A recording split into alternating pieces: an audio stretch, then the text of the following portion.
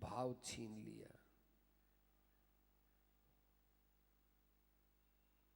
समझ में नहीं आ सकता हम लोगों के कि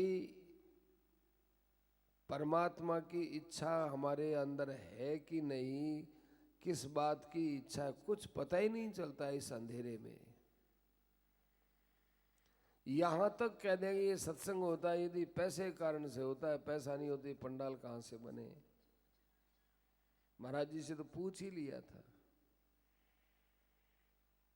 कि पैसे बिना ये पंडाल कैसे बनेगा, कुर्सियां कैसे आएंगी, गदरे कैसे लगाओगे, माइक कहां से लाओगे, सारी व्यवस्थाएं कैसे होंगे। तो सत्संग तो गौण है, पैसा मुख्य। पैसा है तो है, पैसा नहीं तो कुछ नहीं। कराओ दे, कोई गरीब आदमी करा लो। ऐसा मालूम देता है जैसे हमारा प्रश्न का कोई उत्तर हो ही नहीं सकता। और इसी आयोजन में कोई अच्छा विवेकी बुद्धिमान व्यक्ति बैठा होगा, वो ये सोचेगा कि देखो ये कथा का आयोजन कितना लाभ देने वाला है और इसकी कितनी महिमा है, और जो इसमें पैसा खर्च होता है वो पैसा कितना सार्थक खर्च हुआ है, कितने अच्छे काम में लगा है, कितने लोगों ने भागवत सुनी है, कितने लोगों के मन में सेठ जी की, भाई जी की बातें हृदय में गई हैं, व्यास जी का, सुखदेव जी का, इनका भाव लोगों में उतरा है। पैसा तो आज है कल नहीं, लेकिन ये कथा का आयोजन होना, सत्संग होना, अच्छे पुरुषों का एक साथ बैठना उठना, ये मामूली बात थोड़ी है। उनको वो चीज बड़ी दिखती है कि पैसा तो फिर आ जाएगा, लेकिन ये आयोजन फिर थोड़ा ही होता है। आयोजन भी फिर हो जाएगा, होते रहेंगे, अनादिकाल से चल रहे हैं, पर कितनी बार मौका मिलता है। तो वो और दृष्टि से सोचेगा, क्यों? उसके हृदय में परमात्मा का महत्व है। और जो ये सोचता है कि पैसे के बिना नहीं होता, उनके हृदय में भोगों का महत्व है। इसलिए संत महापुरुषों का ये कहना है कि हृदय में भगवान का महत्व बढ़ाओगे तो आइए संसार की चीजें और ढंग से दिखने में आएंगी।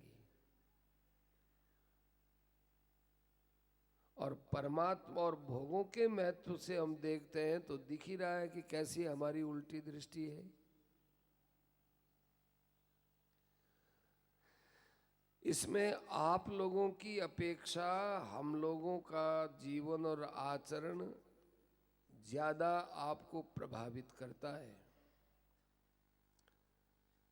जो ये बात कही जाती है ना कि पैसे के बिना आयोजन नहीं होते, ये जो आप लोगों में भाव होता है, इस भाव को बढ़ोतरी देने वाले हम लोग हैं।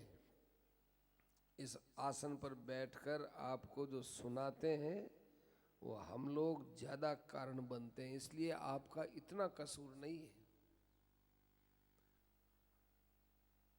हम लोगों का कसूर ज्यादा है। भागवत तो हमने आपके सामने रख दी, केवल पुस्तक खोल करके इस नाम से, और हम लोगों ने आपके पास अर्थ की चर्चा छेड़ दी।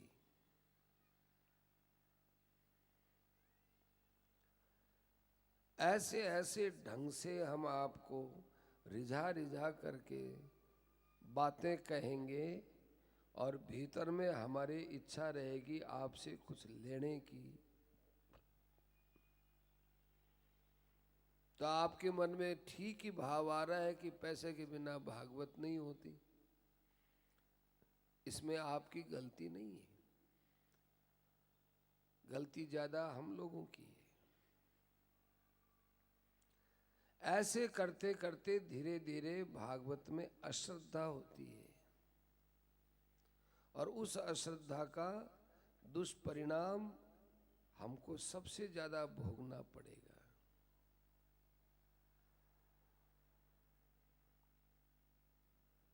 परंतु गहराई से जब भागवत पर विचार करते हैं तो देखते हैं कि सुनाने वाला कौन है? सुखदेव जी।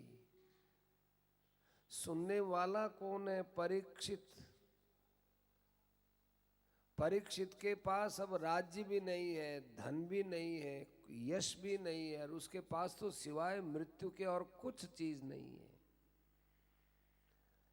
और हमारे सुखदेव जी महाराज कथा कहने वाले ऐसे हैं कि जिनको कुछ नहीं चाहिए, जिनके पास अमरता है। परीक्षित के पास मृत्यु, सुखदेव जी के पास अमरता।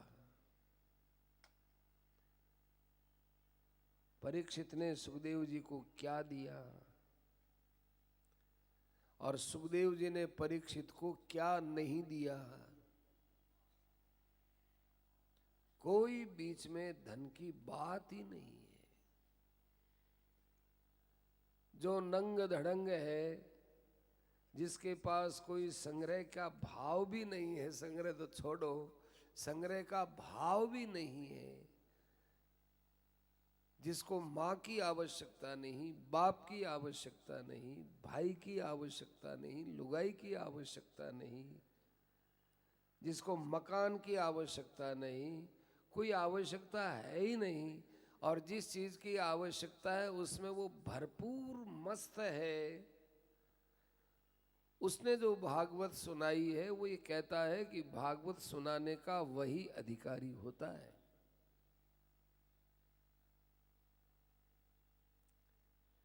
और परीक्षित ने सुखदेव जी महाराज का केवल वचन पकड़ा है, उनका जीवन नहीं देखा, जानता ही नहीं।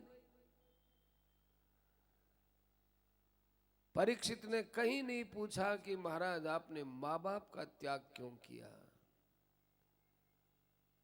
माँ बाप के त्याग करने के बाद आप कहाँ रहते थे, अब आप यहां से कथा सुनाने के बाद कहां जाओगे, मतलब क्या है? सुखदेव जी के व्यक्तिगत जीवन से परीक्षित को क्या मतलब? हमारे परीक्षित महाराज ने, हमारे सुखदेव जी महाराज ने परीक्षित को एक बार भी कथा में उपालंब नहीं दिया कि परीक्षित इतना समझदार होकर तूने एक ऋषि के गले में सांप डाल दिया, शर्म नहीं आई तेरे को? संतों की परीक्षा लेने बैठता है, कुछ नहीं कहा, ज्ञान बताया है। क्यों? अरे बेचारा ये तो गलती कर बैठा, उसको बार बार सुनाने की जरूरत क्या? हो गई सो हो गई। अब तो ऐसी बात करो कि जन्म ही न हो, कोई गलती का अंश भी भोगना बाकी न रहे। पाप तो बहुत हुए, गलती तो बहुत हुई है, न कहीं उपालंब है परीक्षित को, और न परीक्षित ने व्यक्तिगत जीवन में कभी सुखदेव जी महाराज से कोई प्रश्न किया, पूछा, कुछ नहीं। हो गया सो हो गया, हो गया हो गया। इतने निरीह भागवत को कहने और सुनने वाले होंगे, भागवत का रस मिलता है।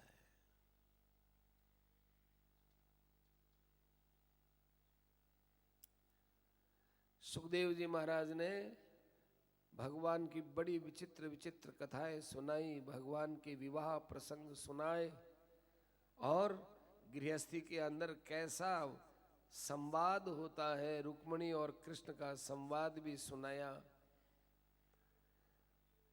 लोग समझते होंगे रुक्मिणी का हरण किया है, तो जाने रुक्मिणी में कितने आसक्त होते होंगे भगवान, त्याग करके भी बताया है, निकल जाओ यहां से,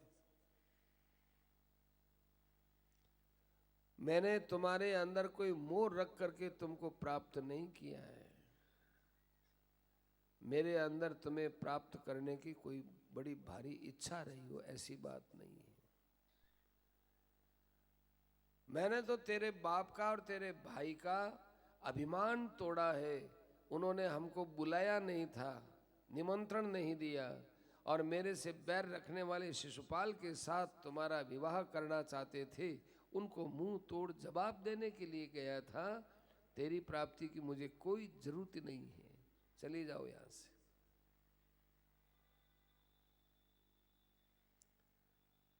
बड़े प्रेम से बोलते हैं भगवान। प्रणय कलह है ये, प्रणय कलह है। भगवान अपनी विवाहिता पत्नियों का भी त्याग करते हैं और भगवान गोपियों का भी त्याग करते हैं। गोपियों का त्याग करके गोपियों के अंदर विरह पैदा करते हैं, और अपनी पत्नियों के बीच में भी वे भगवान विरह की स्थिति पैदा करते हैं, क्योंकि विरह में भजन विशेष होता है। बड़ी सुंदर कथा की बातें चल रही थी, तो परीक्षित ने कहा, महाराज मैंने भगवान की दो प्रकार की लीला सुनी है। एक तो ब्रज की बड़ी मीठी मीठी लीलाएं, भाव भीनी लीलाएं, प्रेम भरी लीलाएं, इधर दौड़ना उधर दौड़ना, उसकी शिकायत करना, उसकी शिकायत सुनना, सारी जगत की शिकायत सुनने वाले और सबकी शिकायत दूर करने वाले भगवान की भी शिकायतें होती है। प्रबल प्रेम के पाले पड़कर प्रभु को नियम बदलते देखा।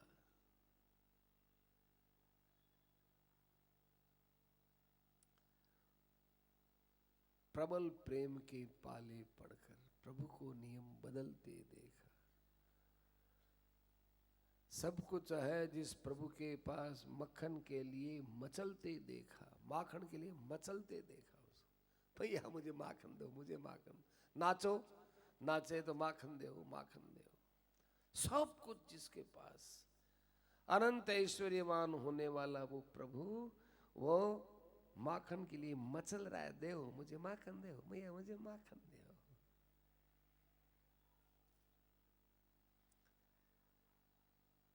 परीक्षित तो उन लीलाओं को याद करके विभोर हो गया। इतने इतने राक्षसों को ब्रज में मारा, तो परीक्षित उन राक्षसों को बड़ा सौभाग्यशाली समझता है। रे राक्षसों, हमसे तो तुम बहुत अच्छे हो।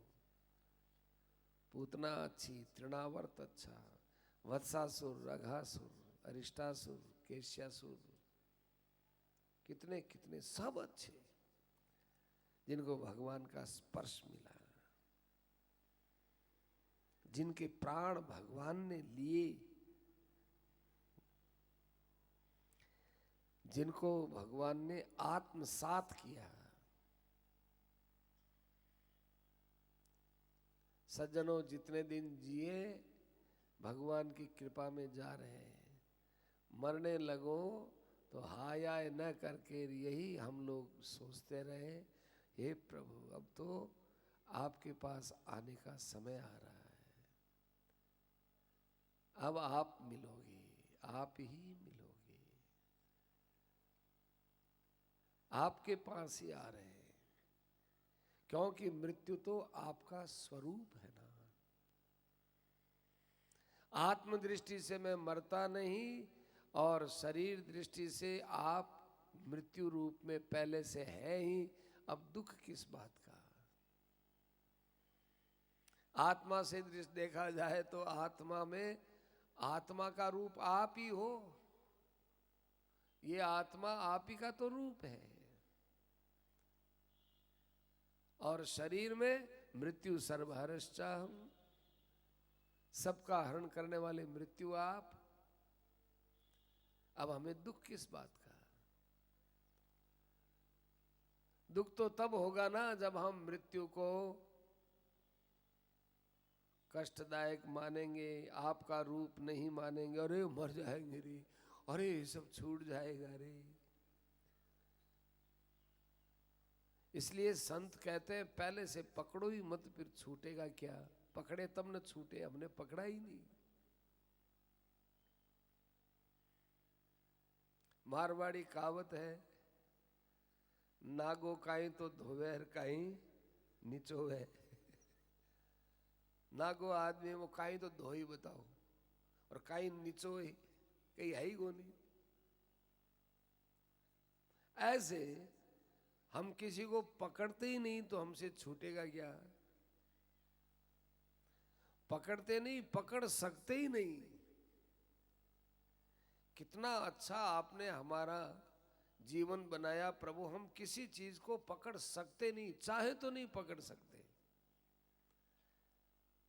बालकपन को चाहते, बालकपन छूट गया, जवानी छूट गई, बुढ़ापा छूट जाएगा, तो पकड़ा क्या हमने?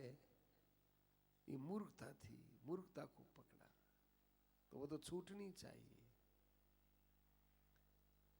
तो हमारे परीक्षित महाराज बहुत आनंदित हुए भगवान की मधुर लीलाओं से। पूछने लगे, महाराज भगवान की और कोई कृपामय लीला सुनाओ। ये मार काट झाट ये कुछ नहीं, ये तो महाराज ठीक है, भगवान करते ही है ऐश्वर्य भरी लीलाएं। जरासंध के 23 अक्षौहिणी सेना को 17 बार पराजित किया। वो तो एक निमेष में, एक झटके में सारे संसार को भस्म कर सकते हैं। लोग कहते हैं रावण को मारने के लिए राम ने अवतार लिया, कंस आदि को मारने के लिए कृष्ण ने अवतार लिया। बिल्कुल बिल्कुल बिल्कुल छोटी बात है, झूठी बात नहीं, छोटी बात है। केवल मारने के लिए?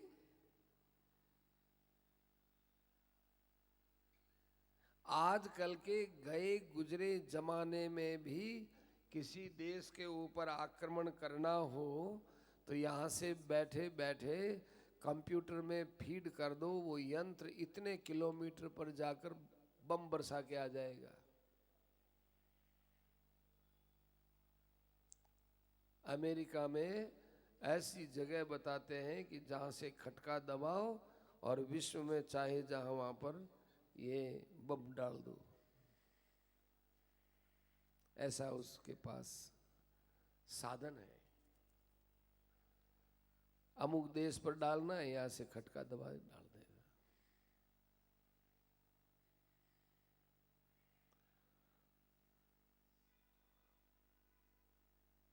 भगवान के पास ये नहीं है क्या? इतना ही नहीं कर सकते भगवान?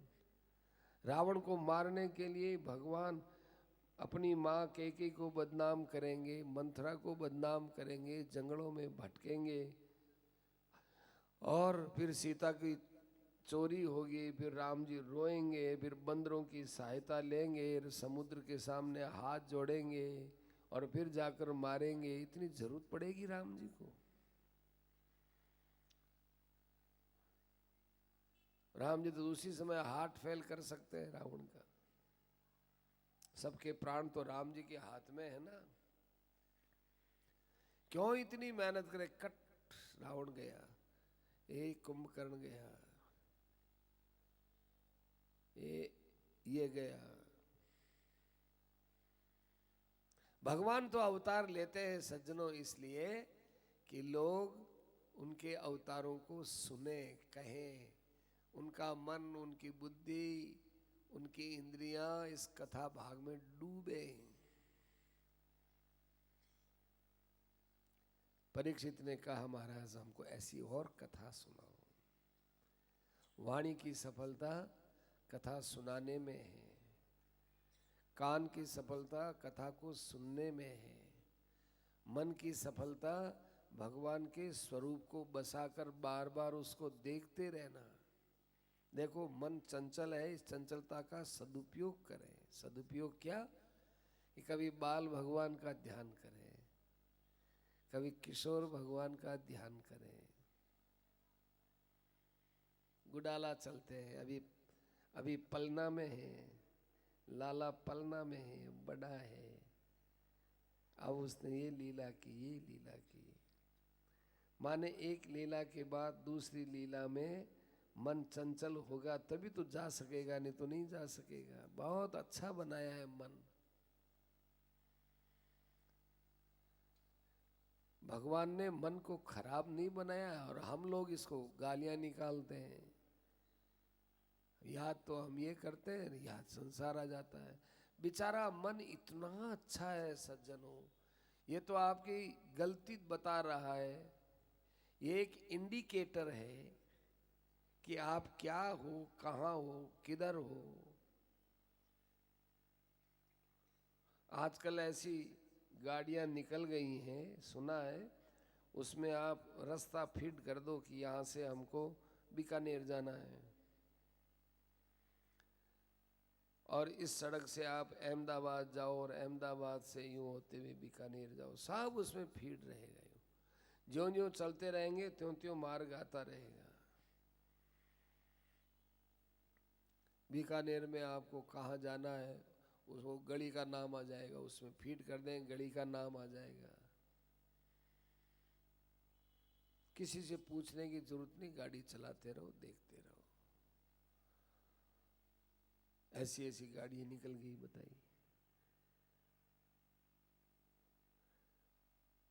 तो ये मन इंडिकेटर है, ये बताता है कि भाई सावधान रहो, आपके मन में संसार का बहुत बड़ा महत्व बैठा हुआ है। देखो भगवान का तो ध्यान करना चाहते हो और संसार का ध्यान होता है, इतना तुमने संसार को बैठा लिया और हम कहते हैं इंडिकेटर खराब है। अरे इंडिकेटर अच्छा है जो बेचारा ईमानदारी से अपने को बता रहा है कि तुम कहाँ हो। अब इस इंडिकेटर को तोड़ दो, फोड़ दो, क्या फायदा। मन संकेत देता है कि आपकी स्थिति जगत में है कि परमात्मा में है। कभी संसार का काम करते करते एकदम भगवान की याद आती है क्या? भगवान का काम करते करते संसार की याद आती है, संसार का काम करते हुए भगवान की याद आती है। भगवान का ध्यान करते हुए तो छूटता है और संसार याद आता है।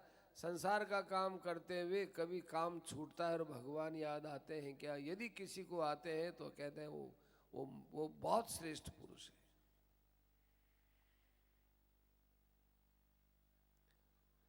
सेठ जी ने गीता प्रेस में एक नियम कर रखा था, एक आदमी को, एक या दो आदमी को इसी बात की पगार थी, इसी बात की कि बस तुम प्रत्येक कक्ष में जाओ, ठाकुर जी का चित्र दिखाते रहो।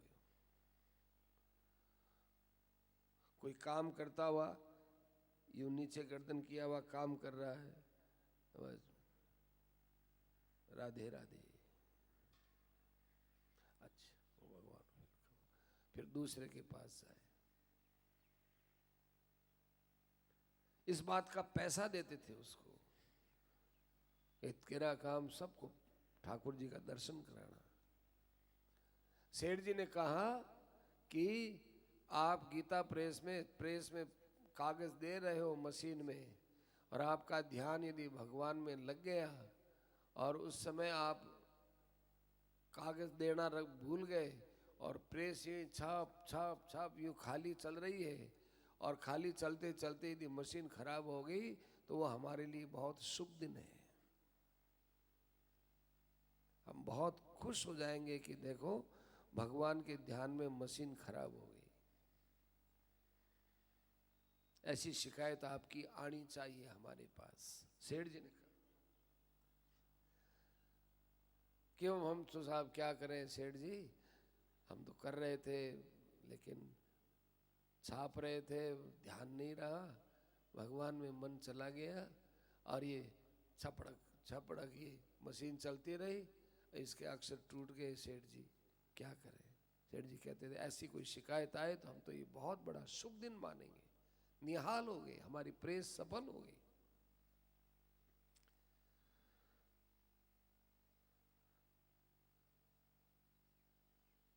मैनेजर को कहते थे कि भाई कोई अच्छे काम में पैसा लगा करके घाटा बताओ हमको। कोई बहुत अच्छा पुनीत काम किया, बहुत अच्छा काम हुआ तो घाटा लग गया, ऐसा घाटा बताओ, ऐसे घाटे को हम बहुत ऊंचा फायदा मानेंगे। भगवान के अंदर मन नहीं लगता, इसका अर्थ मन खराब नहीं है, हमारे अंदर कहीं खराबी पड़ी है। क्लोज सर्किट टीवी लगाते हैं ना मकानों के यहाँ, कौन आया कौन गया उसमें सब पता चल जाता है। वो टीवी खराब है कि वो चोर तो कहेगा कि ये टीवी बड़ी खराब है, साहूकार आदमी कहेगा क्या कि टीवी बड़ी खराब है, ये क्यों घरों में लगाई है। वो कहेगा नहीं बड़ी अच्छी है जी, कौन आया कौन गया पता तो चले।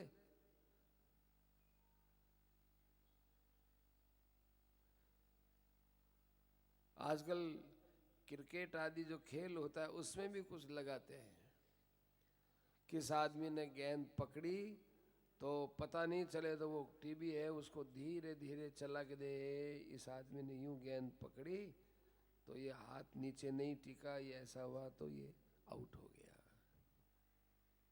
अथवा उसका हाथ यूं जमीन पर टिक गया था। अब वो टीवी खराब है क्या? बहुत अच्छी है। ऐसे ये मन तो हमारा निर्णायक है, ये इशारा करता है कि आप संसार को महत्व देना छोड़ो। परीक्षित ने कहा कि ये मन बराबर आपका स्मरण करता रहे, मन स्मरेत बसंतम स्थिर जंगमेशु। स्थावर जंगम सब प्राणियों में एक आप ही आप विराजमान है, इस बात को बराबर ये मन जानता रहे, इसका स्मरण करता रहे। ये सिर है ये बड़ों के सामने झुके। देखो क्यों प्रणाम करना चाहिए बड़ों को मालूम है? हम बताएं, महापुरुषों ने बताई वो बात। हमारे अंदर अभिमान है, अभिमान का ये यहाँ निवास है। प्रणाम करते हैं ना तो ये यूं झुकेंगे, ये गिर जाएगा। ऐसे अभिमान यहाँ रहता है तो ये अभिमान नीचे गिर जाता है। अभिमान नीचे गिर गया, बढ़िया बात है। अभिमान गिर जाए, हमारे पाप गिर जाए, हमारे दोष नीचे गिर जाए, भरी पाप की मटकी मेरे गुरुदेव ने पटकी, वो ब्रह्मानंद ने पटकी, अगर फूटे तो फूटन दे। वो ब्रह्मानंद ने पटकी, गर फूटे तो फूटन दे। मुझे है काम ईश्वर से, जगत रूठे तो रूठन दे। वो नाराज हो जाएगा और वो नाराज हो जाएंगे। सही काम करते हुए यदि कोई नाराज होता है तो उसकी परवाह मत करो, वो राजी हो जाएगा जल्दी। क्योंकि गलत बात को लेकर नाराज हो रहा है ना, वो नाराजगी टिकेगी नहीं, वो खुद ही कहने लगेगा कि यार उस समय हम भले नाराज हो, बात तो ये ठीक है। ये कायदा है कि यदि हम ये गलती नहीं करेंगे तो वो नाराज हो जाएगा, वो नाराजगी टिकेगी नहीं, भगवान उसको उसकी नाराजगी को टिकने नहीं देंगे। भगवान नाराज न हो जाए इस बात को ध्यान रखना चाहिए, भगवान नाराज न हो जाए। तो सिर झुकाओ, बड़ों के चरणों में सिर झुकाओ, माँ बाप के चरणों में सिर झुकाओ। सिर झुकाने में लाभ है। कितना बढ़िया दृष्टांत दिया है शास्त्रों में कि एक वृक्ष है, ठूंठ की तरह रहता है, यूं आंधी आती है तो वृक्ष टूटता है, और दूब होती है, दूब इधर की आंधी आती इधर हो जाए, इधर की उधर। दूब कभी आंधी में उखड़ती नहीं देखी और वृक्षों को टूटते हुए देखा है, क्योंकि वृक्ष में अकड़ाई है और दूब में नम्रता है।